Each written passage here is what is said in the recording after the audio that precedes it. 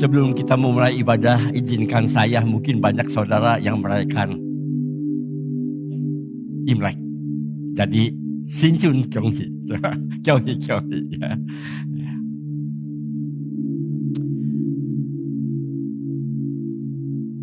Mari kita tunduk kepala, kita masuk dalam doa. Bapa kami yang ada di surga, saatnya tiba ya Tuhan. Kami membutuhkan firman-Mu yang mengarahkan kehidupan kami. Tanpa firman-Mu kami menjadi domba-domba yang liar. Tapi firman-Mu yaitu Yesus Kristus sendiri yang memimpin kami. Sehingga kami bisa berjalan di arah yang benar. Terima kasih Tuhan. Oleh karena urapi hamba-Mu yang membawakan firman Tuhan. Pakai mulut bibir hamba-Mu. Biarlah Roh Kudus bekerja dengan luar biasa. Dengan leluasa. Memakai mulut bibir hamba-Mu. Jadi semua akan diberkati oleh firman-Mu yang hidup. Baik yang berbicara maupun yang mendengar firman Tuhan. Terima kasih Tuhan. Terima kasih. Dalam nama Yesus kami berdoa. Kami mengucap syukur. Amin. Selamat pagi saudara. Tema hari ini adalah Learn from-nya kecil ya. Jesus Christ. Belajar dari Yesus ya. Yang kita ambil dari Matius 11, 28 sampai 30. Saya bacakan buat saudara. Marilah kepadaku semua yang letih lesu dan berbeban berat. Aku akan memberi kelegaan kepadamu. Pikulah kuk yang kupasang dan belajarlah padaku.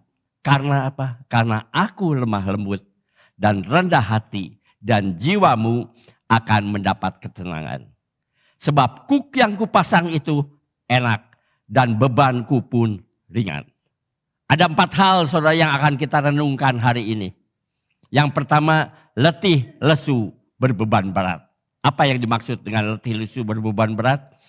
Aku memberi kelegaan kepadamu. Yang kedua. Yang ketiga, pikulah kuk yang kupasang. Yang keempat, belajarlah kepadaku.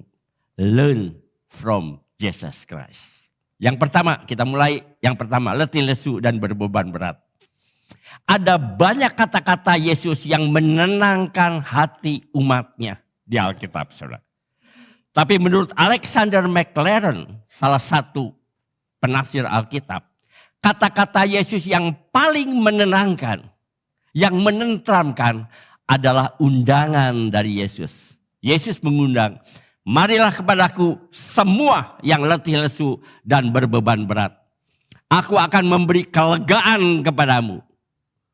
Tetapi apa yang dimaksud dengan kalimat letih lesu dan berbeban berat? Apakah orang yang mengalami pergumulan yang berat? Mengalami masalah ekonomi yang berat? Atau masalahnya silih berganti? Begitu banyak. Yang satu belum selesai, yang lain sudah datang lagi. Pokoknya bertubi-tubi. Sampai aku letih lesu dan berbeban berat. Seringkali saudara, letih lesu dan berbeban berat dikaitkan dengan problem hidup. Kesulitan-kesulitan hidup, masalah-masalah hidup, dan tantangan dalam kehidupan kita. Bagi saya, ya, saya berpikir, bagi saya, letih lesu dan berbeban berat dapat diakibatkan oleh apapun juga.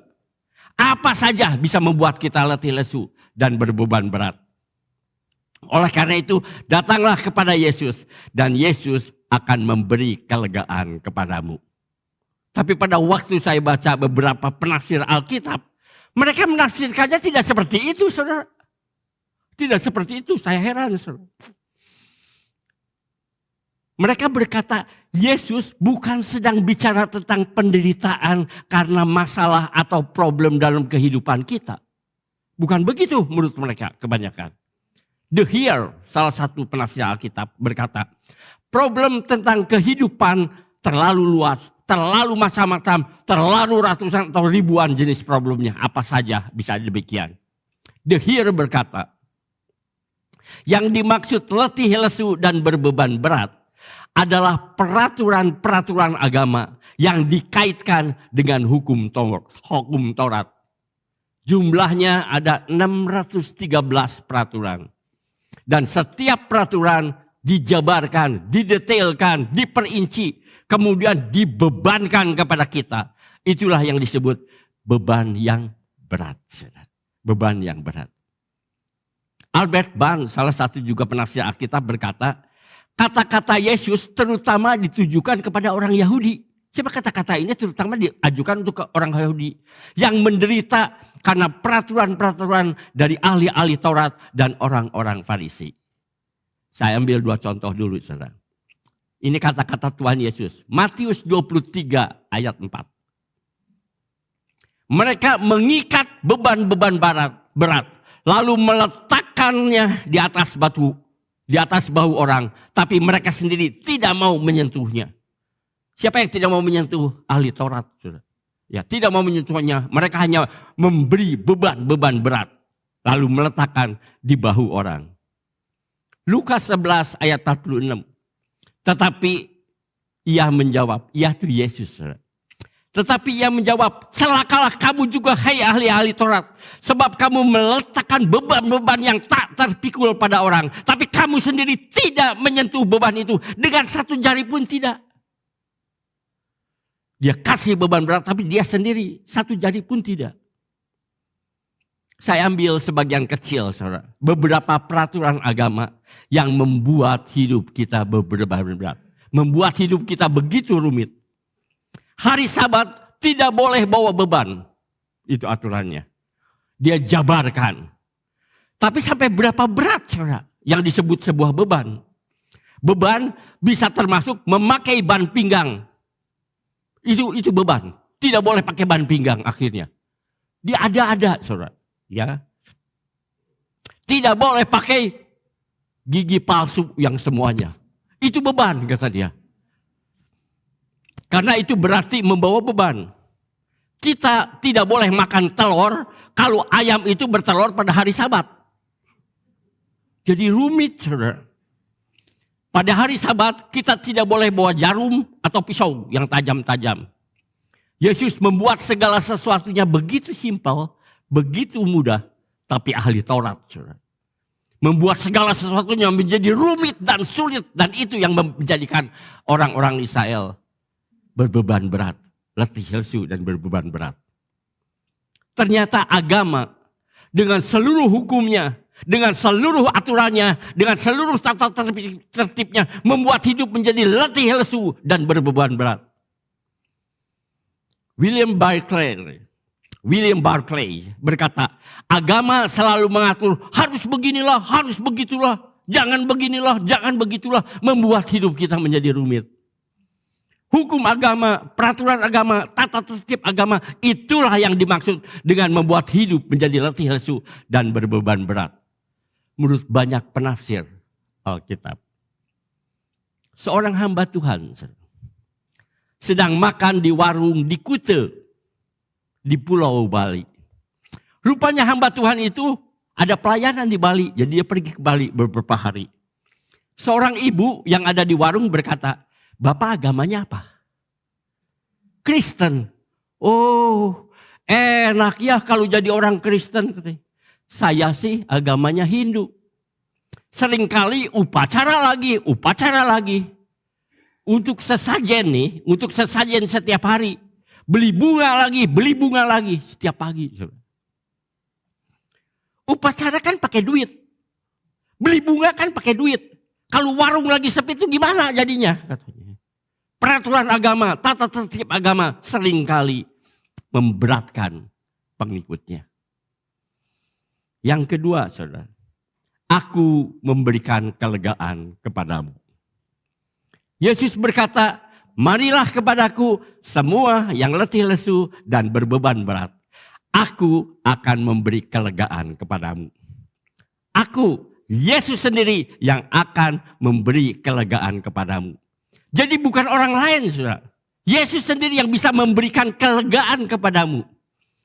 Di dalam bahasa Inggris, kelegaan itu ditulis rest, ya, rest. Bahasa Jepang, bahasa Belanda nama rest, pernah enggak? Rest, ya. Yaitu istirahat. Jadi setiap saya ke Jawa Tengah, ke Kota Kudus, setelah saya nyetir sekitar 2 jam, saya beristirahat di rest area. Artinya area untuk istirahat. Ya, supaya saya nggak kecapean. Ya. Demikian juga kalau ada yang meninggal. Kita baca di koran, di Kompas. Biasanya ditulis RIP. Saudara. Rest in peace. Beristirahat dengan tenang. Meskipun kalau saya pikir-pikir, saudara ya. Bagaimana mungkin beristirahat dengan tenang? Kalau orang yang meninggal itu tidak percaya Yesus. Bisa tenang. Kalau tidak percaya Yesus, siapa yang akan menanggung dosanya? Karena tidak seorang pun yang tidak berdosa. Semua orang berdosa. Kelegaan juga dalam bahasa Inggris sering disebut, you will find rest in your soul. Kamu akan mendapatkan istirahat yang tenang dalam jiwamu. Jadi ketentraman, kelegaan juga bisa disebut istirahat dalam jiwamu. Jadi istirahat. Yang ketiga, pikulah kuk yang kupasang. Pikulah kuk yang pasang. Ini mulai saya problem di sini, saudara. Ya. Matius 11 ayat 29. Pikulah kuk yang kupasang dan belajarlah padaku, karena aku lemah lembut dan rendah hati, dan jiwamu akan mendapat ketenangan.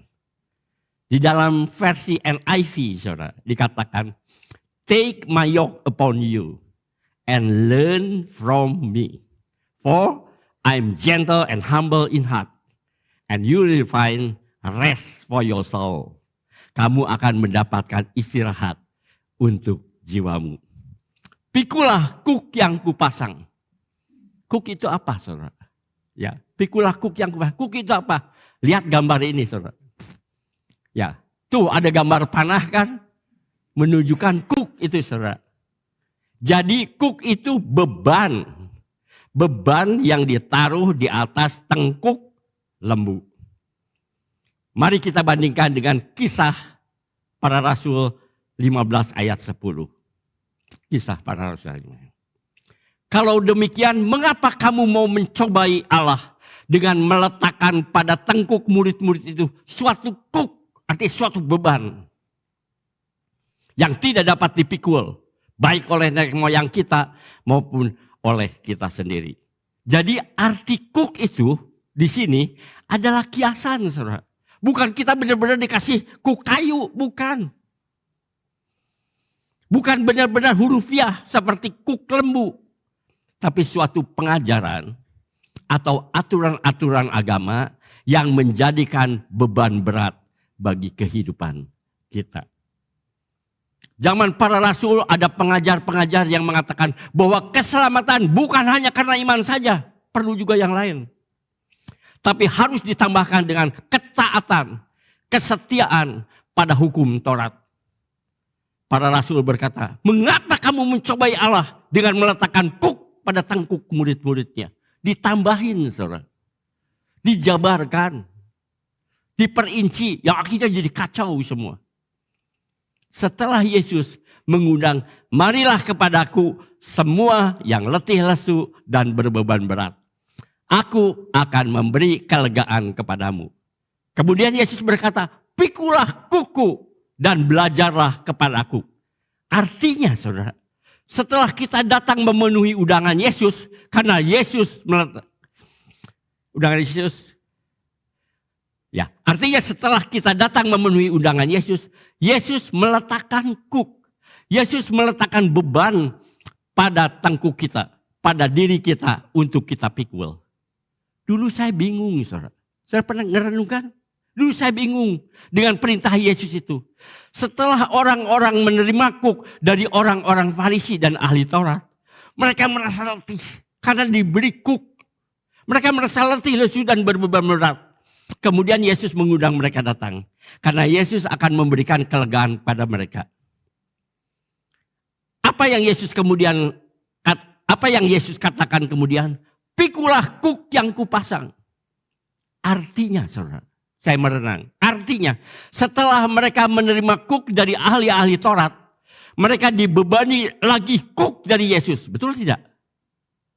Atau tambah berat, saudara. Dia datang udah terlalu berat menerima kuk daripada ahli Taurat. Datang ke Yesus. Kata Yesus, pikulah kuk. Menurut saudara apa? Tambah berat, saudara. Saya jadi bingung. Kok tega-teganya ya? Udah orang datang ke Yesus, udah keberatan sama kuk ahli Taurat dan orang Farisi. Sama Yesus ditambah lagi kuk lagi. Ya, kadang-kadang kita nggak ngerti, saudara. Suatu saat saya dan teman saya berenang di pemandian Cihamplas. Karena zaman dulu yang paling baik adalah Cihamplas, saudara. Sekarang sudah tidak ada pemandian Cihamplas. Saudara. Sudah jadi apartemen di Jalan Cihamplas. Waktu berenang, telinga saya kemasukan air. Nah, masuk air, saya melompat-lompat sambil mukul-mukul kepala saya. Agar air saya keluar ya, agar air yang masuk telinga saya keluar. Agar air keluar dari telinga saya. Kedengeran saudara pernah nggak? Dung, dung, dung gitu kan bunyinya. Karena ada air di dalam telinga saya. Kedengeran dung, dung, dung. Tapi air di dalam telinga saya tetap saja tidak keluar. Teman saya datang, kan saya pergi sama teman saya. Berta, saya masukin air lagi ya, supaya air yang masuk ke telinga kamu keluar. Kira-kira gimana saya, saudara? Gus dung dung dung ngomong, saya marah kepadanya. Kamu gila ya, udah saya kemasukan air di telinga, kamu mau masukin lagi air ke telinga saya, atau tambah banyak air di telinga saya. Kamu tak gila gitu-gitu. Sudah pernah punya pengalaman ini? Saya tahu, saudara. Beberapa manggut. Karena saya pernah bicara sama siapa ya? Iya katanya. Coba menurut saudara masuk akal enggak? Kemasukan air, masukin lagi air. Hah? Saya marah, saudara. Terus teman saya tapi sabar. Percaya kepada saya, percaya kepada saya. Saya pernah mengalaminya. Mengalami air masuk ke telinga saya. Cara mengeluarkan air dari dalam telinga adalah dengan memasukkan air lagi ke dalam telinga. Gimana saudara menurut logika saudara? Percayalah kepada saya, percayalah. Kapan sih saya pernah ngejahatin kamu? Kapan sih saya nipu kamu? Percaya udahlah. Ya saya masukin air. Saya sebenarnya ngerti, saudara, rada marah. Tapi ngelihat matanya begitu mantap, ya saya percayalah. Akhirnya saya nyerah, saudara. Teman saya kemudian ambil air ke telinga saya, dimasukin lagi, saudara. Ya, gus masakan dimasukin lagi. Kemudian saya meloncat-loncat, biasa, pukul-pukul kepala saya. Tiba-tiba terasa air hangat di telinga saya, saudara. Ya, dan waktu itu terasa hangat, airnya keluar, saudara. Airnya keluar. Waktu saya pukul-pukul kepala saya, sekarang tidak berbunyi dung-dung-dung lagi, saudara. Tidak seru-seru. Saya lega, saudara.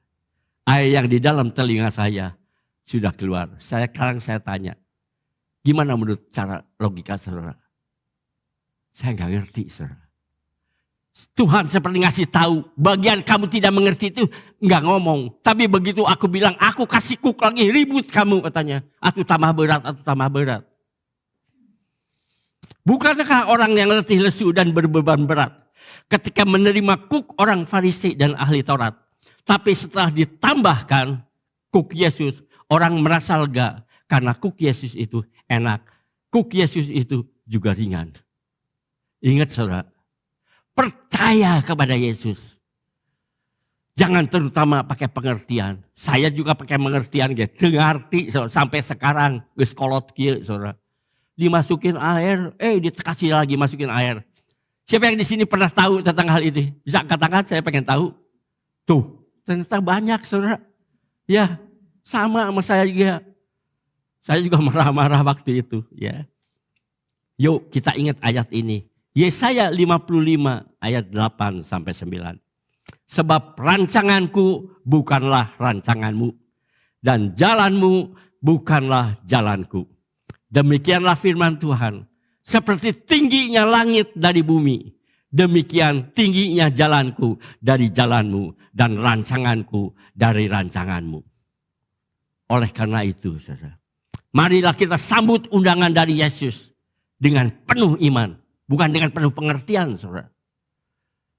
Dengan penuh iman. Kalau Yesus berkata, aku berikan, silahkan Tuhan, aku percaya. Meskipun aku tidak mengerti. Persis seperti air yang dimasukin ke kuping, saudara. Orang benar berjalan dengan iman. Alkitab berkata, orang benar berjalan dengan iman. Bukan terutama dengan pengertian. Kalau kita dikasih pengertian, kita bersyukur, Tuhan. Tapi kalau kita tidak mengerti pun, kita percaya pasti Tuhan maksudnya baik. Dan inilah jalan yang terbaik. Tapi banyak orang, kalau dia nggak ngerti, dia nggak percaya. Bukan begitu, saudara. Orang benar berjalan dengan iman. Setelah Yesus memberi undangan, marilah kepadaku semua yang letih lesu dan berbeban berat. Kemudian Yesus memberi perintah, pikulah kuk yang kupasang. Saudara geus terprotes.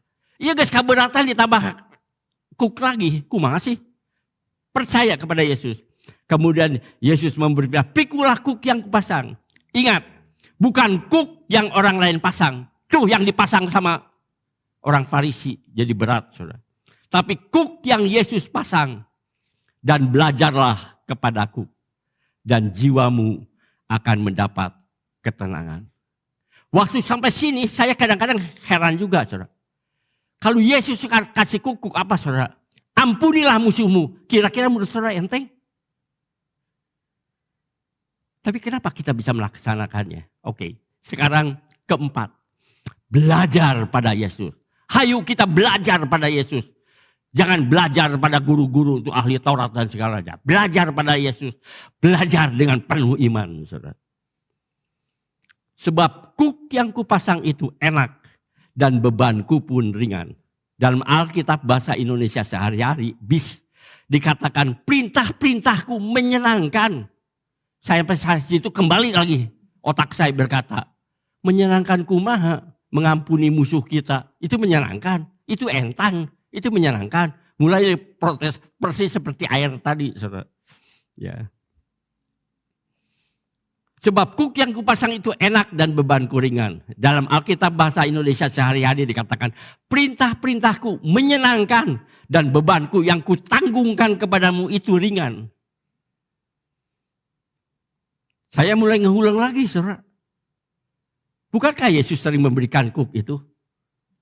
Ampunilah musuhmu. Orang yang ngejahatin kamu. Menurut saudara gimana? Apa hal itu ringan? Nah, tapi mulailah kita menyelidiki. Saudara. Apakah saudara tahu perbedaan yang paling kontras, yang paling menyolok antara kuk ahli Taurat dan kuk Yesus? Di sini kuncinya, saudara.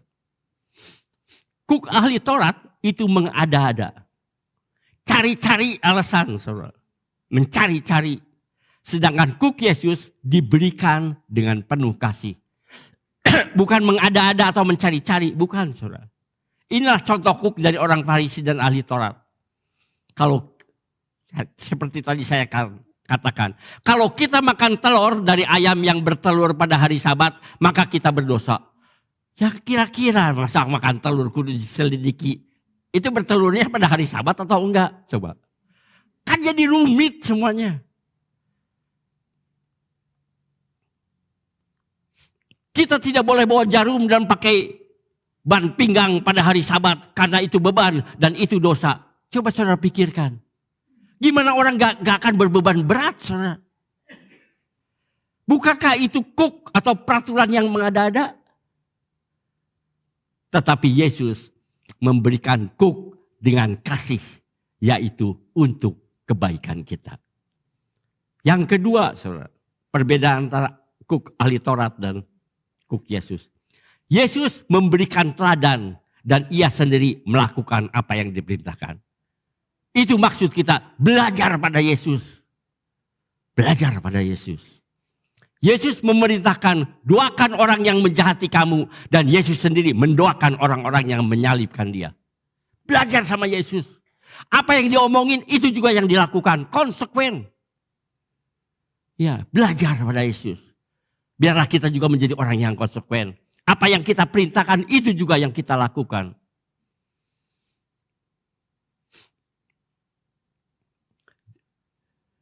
Yesus berkata pada waktu di Taman Getsemani, berdoalah supaya kamu jangan jatuh dalam percobaan. Tapi semua murid-muridnya tertidur. Kalau Yesus kata berdoalah, Yesus pasti berdoa. Saudara. Memberi teladan. Hayu kita belajar dari Yesus. Kalau kita ngomong tuh, kita ngomong apa yang keluar dari mulut itu sama dengan keluar dari hati. Belajar dari Yesus. Yesus adalah seorang pendoa. Setiap pagi Yesus pergi ke tempat yang sunyi dan berdoa. Meskipun malamnya begitu sibuk, saudara. Dia tetap berdoa. Yesus mengajarkan murid-muridnya taat kepada Allah. Dan Yesus pun taat sampai mati di kayu salib. Taat dia. Belajar dari Yesus. Beda dengan orang Farisi dan ahli Taurat.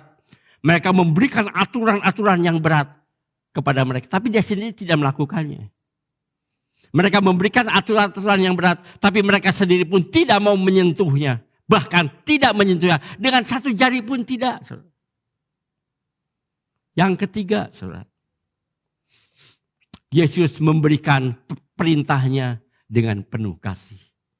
Dengan penuh kasih.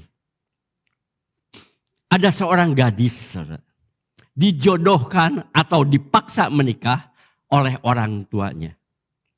Gadis itu sendiri tidak mencintai calon suaminya. Enggak, saudara. Calon suaminya adalah orang yang sangat disiplin dengan waktu. Orang yang sangat disiplin, saudara. Setiap jam ia hidupnya juga si suaminya itu merencanakan apa yang akan dikerjakannya. Dan akhirnya dia juga merencanakan juga apa yang akan dikerjakan istrinya. Alasannya jangan buang-buang waktu. Pergunakan waktu sebaik-baiknya. Ya. Jam 5 sampai jam 6 istrinya menyiapkan sarapan pagi. Dan menyediakan baju dinas suaminya. Rapih. Sudah disetrika. Jam 6 sampai jam 7 menyemir sepatu suaminya. Sepatunya sampai kinclong. Saudara. Ya, karena suaminya orang yang berpenampilan rapih. Jam 7 sampai jam 8, jam 8 sampai jam 9, jam 9 sampai 10, sampai jam 9 malam. Saudara. Dibuat semua. Dibuat semua hidupnya terarah. Karena suaminya mempunyai sifat demikian. Si istri merasa menderita, saudara. Si istri merasa menderita karena merasa hidup seperti robot. Hidup seperti mesin. Setahun kemudian si suami jatuh sakit, saudara. Ya, dan meninggal dunia, saudara. Meninggal. Entah kenapa dia sakit dan meninggal. Lama si istri menjanda. Tapi kemudian ia menikah lagi. Suaminya yang kedua juga ternyata mirip dengan suami yang ke satu. Disiplin, tidak suka buang-buang waktu. Tapi bedanya, saudara, ia sangat mencintai suaminya yang kedua itu. Karena itu pilihannya. Dan ia tahu suaminya juga sangat mengasihi dirinya. Suatu saat, pada waktu beberes, saudara, ia menemukan catatan apa yang dilakukan tiap jam pada pernikahannya yang pertama. Ternyata hasilnya apa? Kurang lebih sama dengan apa yang dilakukan pada pernikahan yang kedua. Kok sama? Tapi mengapa pada waktu pernikahan pertama ia merasa menderita? Kerja seperti robot, kerja seperti mesin. Sedangkan pada pernikahan kedua ia merasa happy-happy saja. Mengapa? Saudara tahu? Jawabnya simple, saudara. Karena ia mengasihi suami yang kedua. Meskipun saudara pada waktu yang pertama dia kukulutus, saudara, yang kedua mah enggak, saudara. Karena dia mencintai. Dilakukannya dengan kasih, saudara. Saudara ingat wanita yang memecahkan minyak narwastu yang begitu mahal untuk Yesus? Bagi wanita itu tidak ada sesuatu pun yang terlalu mahal untuk diberikan kepada orang yang dikasihinya. Demikian juga dalam pelayanan. Orang-orang melayani. Kalau saudara mengasihi Yesus, tidak ada pelayanan yang terlalu berat. Kalau dia udah ribut tentang berat, coba cek apakah dia mengasihi Yesus atau tidak. Bukankah Yakub ditipu Laban sehingga ia harus bekerja pada Laban selama 7 tahun lagi untuk mendapatkan Rahel? Tapi kerja 7 tahun, Alkitab berkata. Kerja 7 tahun lagi. Seperti hanya beberapa hari saja. Karena Yakub begitu mencintai Rahel. Jadi intinya, kuncinya, saudara. dalam melayani Tuhan, dalam memberikan persembahan apapun, apakah saudara mengasihi Yesus atau tidak? Kuncinya begitu, saudara. Seorang teman berangkat naik bis dari Bandung ke Semarang. Jaraknya lumayan 360 kilometeran. Ya, dia orang Bandung yang cinta sama orang Jawa, saudara. Orang Semarang. Saya beda sedikit, orang Kudus, saudara. Beda sedikit, saudara. Karena rindu bertemu dengan pacarnya, untuk ngobrol kira-kira hanya 2 jam. Kemudian kembali lagi ke Bandung. Bayangin total jarak 2 kali 360 kilo, 720 kilometer. Zaman itu belum ada tol. Atau naik bis selama 16 sampai 18 jam bolak-balik. Bayangin saudara. Ngobrolnya paling 2 jam. Tapi perjalanan bolak-balik bisa sampai 18 jam. Kalau jalan macet karena tidak ada tol. Mengapa teman saya mau? Mengapa teman saya mau menderita saudara? Sampai 18 jam. Itulah yang disebut the power of love. Asal ketemu dengan pacarnya, perjalanan 18 jam seakan-akan hanya 1 jam saja. Kalau nggak percaya, tanya Randy. Betul kan begitu Randy? Biar kumaha dan geus cintrong saudara, ya. Kumaha ge, Yulia kudu jadi istri saya, bukan begitu? Ya saya suka lihat aja saudara. Waktu nyebrang di Rehoboth, atau di Ceklan, sieun leungit meureun. Ya, saya lihat dari jauh. Dia mah nggak lihat, saudara. Saya yang ngeliatin. Ya. Apa yang dikatakan Kidung 8:6 ayat 7. Ya.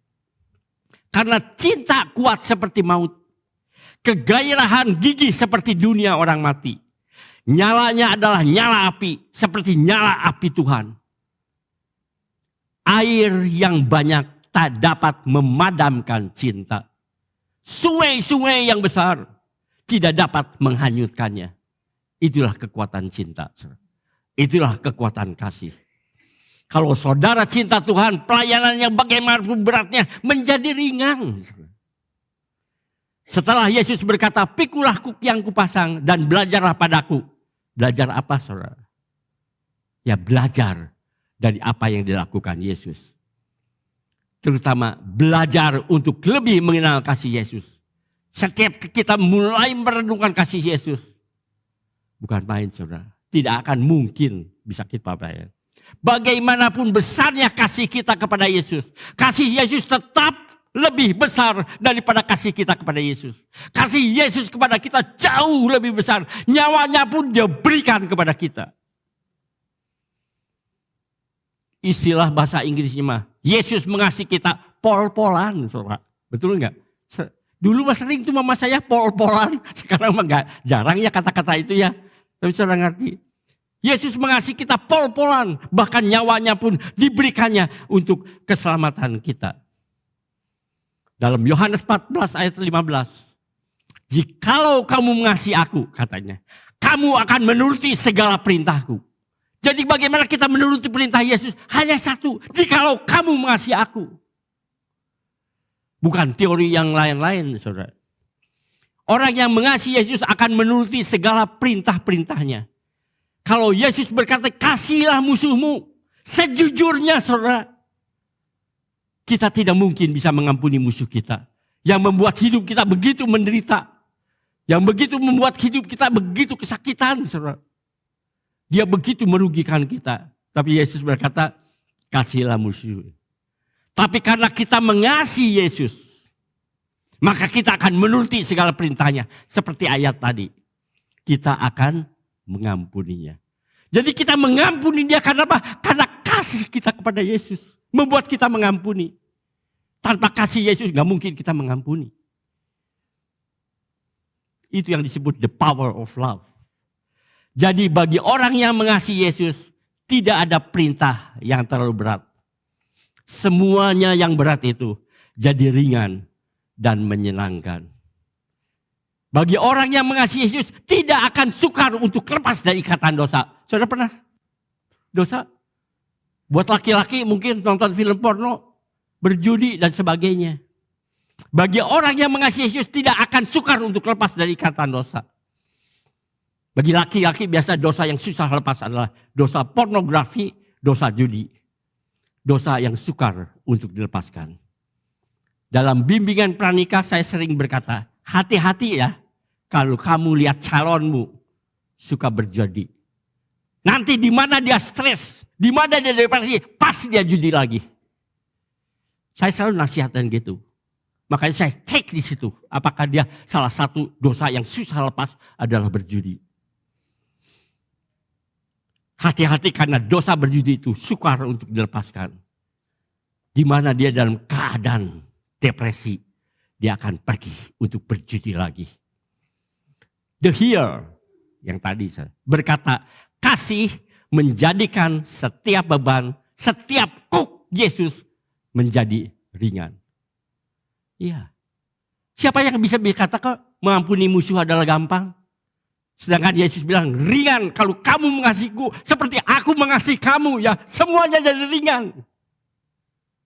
Itulah rahasianya, belajar padaku kata Yesus. Belajar padaku. Jangan belajar pada si ahli Taurat itu.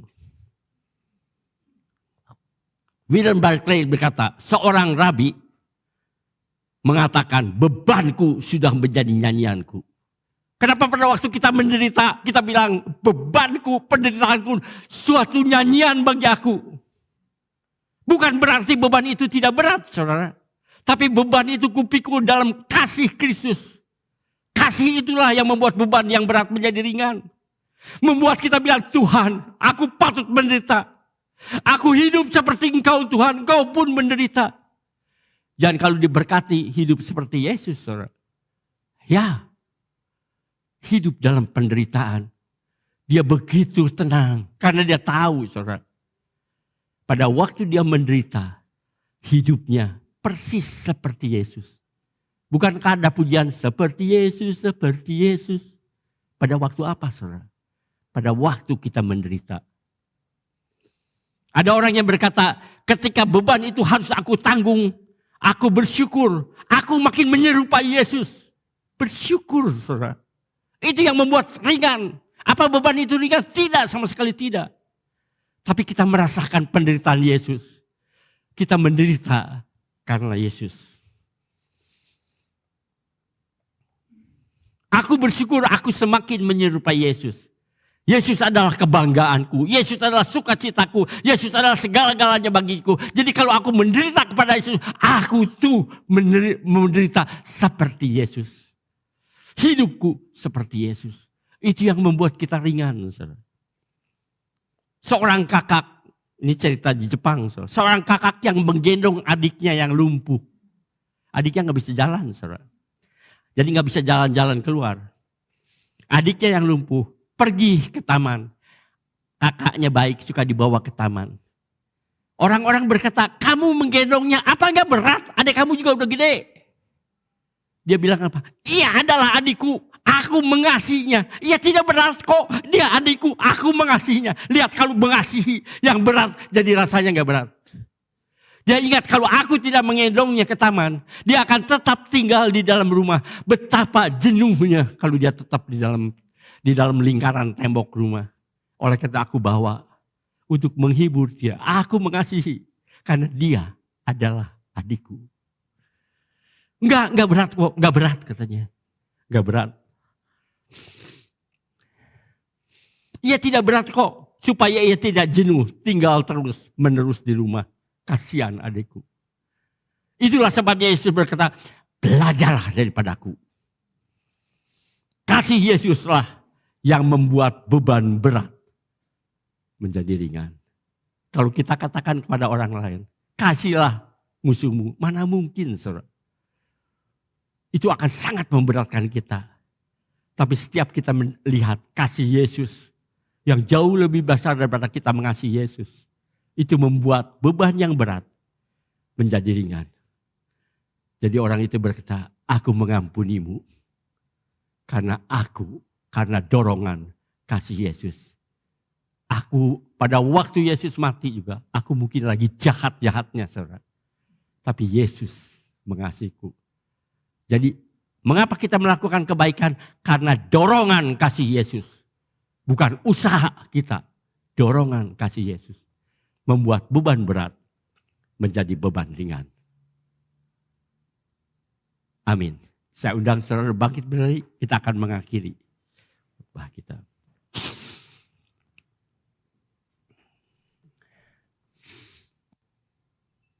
Biarlah firman-Mu ya Tuhan, Kau meteraikan dalam hati kami. Orang dunia bisa berkata betapa bodohnya orang Kristen mengampuni orang yang musuh. Betapa bodohnya orang Kristen ditampar pipi kiri dikasih pipi kanan. Tapi kami yang percaya Yesus, kami melakukannya, kami mengampuninya, kami memberikan kebaikan pada orang yang menjahati kami. Karena dorongan kasih Yesus. Karena Roh Kudus mengingatkan akan betapa besar kasih Yesus. Sehingga beban yang berat pun menjadi ringan. Jadilah kita seperti Yesus. Contoh, belajar dari Yesus. Kalau dia memberi perintah, dia yang pertama-tama melakukannya. Kalau dia berkata kasihlah musuhmu, dia sendiri yang pertama-tama berdoa untuk orang-orang yang menyalibkan dia.